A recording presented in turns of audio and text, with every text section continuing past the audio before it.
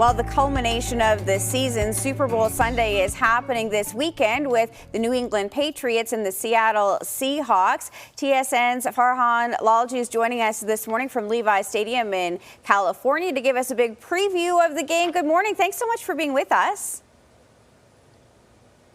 Jody, thanks for having me. Now, California, probably one of the better locations to be, considering all of the crazy weather that we've had as of late. And this matters, of course, for the fans and the build-up to the game, even if it doesn't necessarily for all of the stadiums. What's it like there? Give us a vibe, or what's the atmosphere been like?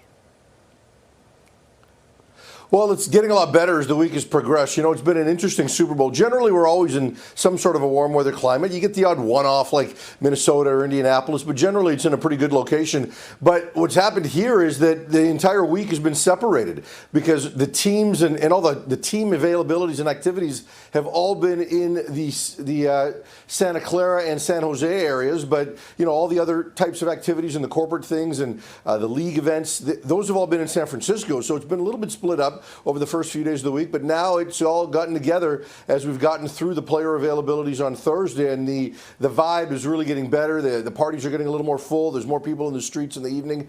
It's really, you can tell that Super Bowl is only a couple of days away here. Now, both teams have very impressive offensive and defensive records this season. So what do you think is giving one the advantage over the other as we head into this game?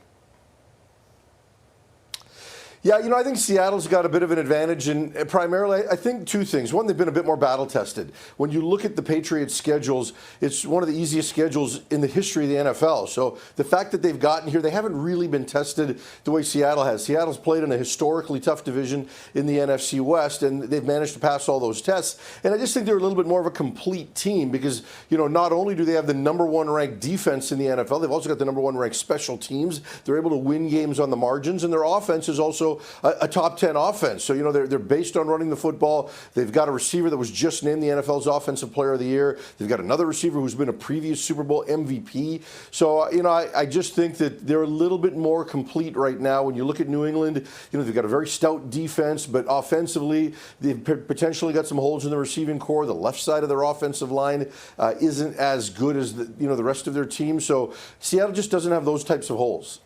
Let's talk about some of the storylines, of course. The Patriots, the team that a lot of people love to hate. But what does it really come down to in terms of, like, who will be the key players and why within this game? Well, I think offensively, you've got to look at the two quarterbacks, right, who just haven't been to this stage yet. Two guys that were drafted very high. This is only the third Super Bowl ever where you've had two top 5 drafted quarterbacks playing in it. And you look at what's happened in New England, and Drake May certainly had a fantastic season. He was runner-up for the MVP last night.